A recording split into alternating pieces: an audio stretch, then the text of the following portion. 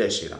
बिहार चुनाव के नतीजे आ चुके हैं और ये नतीजे भाजपा और एनडीए के लिए इस कदर ऐतिहासिक रहे हैं कि वो इसके बूते आने वाले अगले 2 साल में देश में होने वाले किसी भी चुनाव में कामयाबी का सपना देख सकते हैं।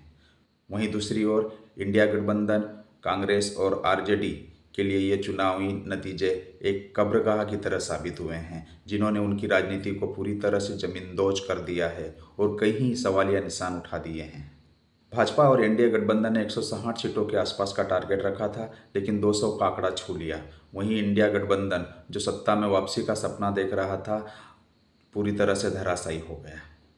इन हैरान कर देने वाले नतीजों ने खास तौर पर राहुल गांधी और तेजस्वी यादव दोनों की राजनीतिक साख और उनकी राजनीतिक फैसले लेने की सोच के ऊपर सवालिया निशान खड़े कर दिए हैं। बिहार चुनाव में वैसे तो राहुल और तेजस्वी हर मामले में फिसड्डी साबित हुए, लेकिन उनके द्वारा लिए गए कुछ फैसले ऐसे भी साबित हुए जिन्होंने उनकी बर्बादी की कहानी लिख दी। इंडिया गठबंधन के इस शर्मनाक प्रदर्शन की जो सबसे बड़ी वजह मानी जा सकती है, वो है राहुल गांधी और तेजस्वी यादव की पार्टियों के बीच तालमेल की कमी। वैसे तो वोट अधिकार यात्रा के दौरान दोनों नेताओं ने यह साबित करने की कोशिश की कि उनके बीच में बहुत अच्छा तालमेल है, लेकिन जब बात सीट शेयरिंग की आई तो सारे धागे खुल गए।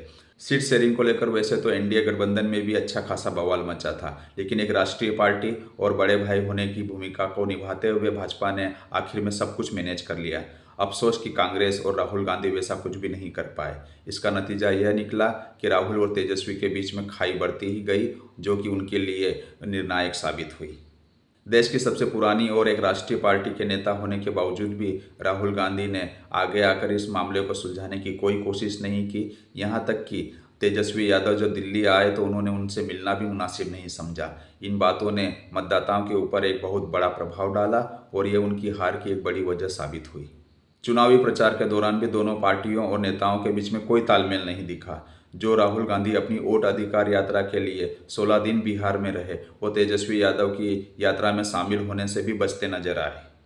सीट शेयरिंग में भी इतना बुरा हाल था कि लगभग 16 सीटों के ऊपर कांग्रेस, आरजेडी और इंडिया गठबंधन की अन्य पार्टियां एक दूसरे के खिलाफ ही लड़ती नजर आई। इन सब ने मतदाताओं को बुरी तरह से भ्रमित कर दिया और उन्होंने इंडिया गठबंधन से दूरी बनाने में ही अपनी भलाई समझी। दूसरी बड़ी वजह रही गठबंधन में कांग्रेस को 61 सीटें दिए जाना।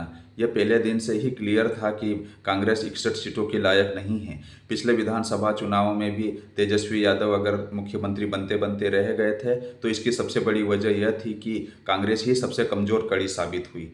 ठीक यही इन्हीं चुनावों के नतीजों में भी देखने को मिला। चुनाव से पहले ये बिल्कुल साफ था कि कांग्रेस का बिहार में न तो कोई जनाधार है, न ही उसके पास जीतने वाले प्रत्याशी हैं। इसके बावजूद पार्टी आखिर तक ज़्यादा से ज़्यादा सीटों पर लड़ने की जिद पकड़े रही और आखिर में यही सबसे ज़्यादा नुकसानदायक साबित हुआ। आरजेडी और तेजस्वी यादव के द्वारा सीट वितरण के दौरान यादवों को दी गई प्राथमिकता भी इस चुनाव में उनके खराब प्रदर्शन की एक बड़ी वजह बनी।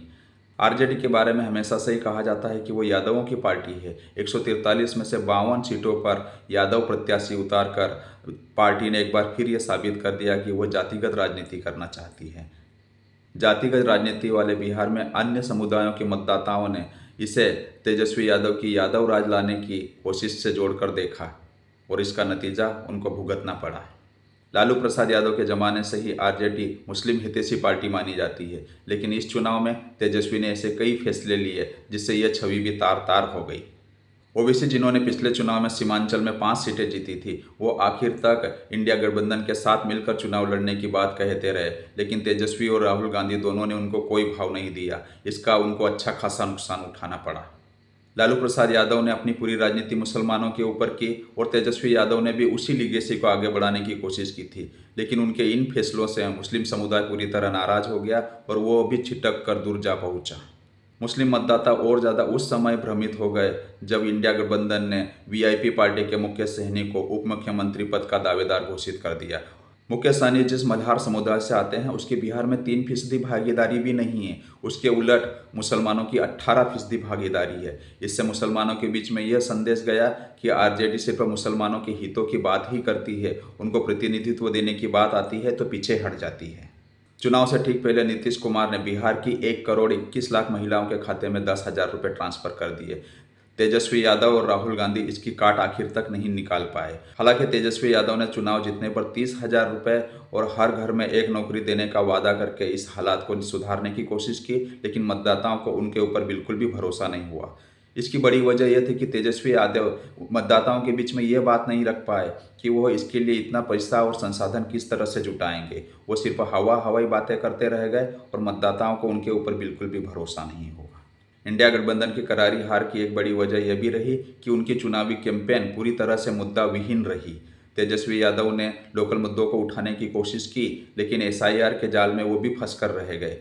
राहुल गांधी और कांग्रेस ने बिहार के स्थानीय मुद्दों को उठाने की कोई कोशिश नहीं की। इसके बजाय आखिर तक वो एसआईआर की बात ही करते रहे, जबकि ग्राउंड लेवल से ये खबरें छन कर आ रही थी कि मतदाताओं के बीच एसआईआर कोई मुद्दा नहीं है।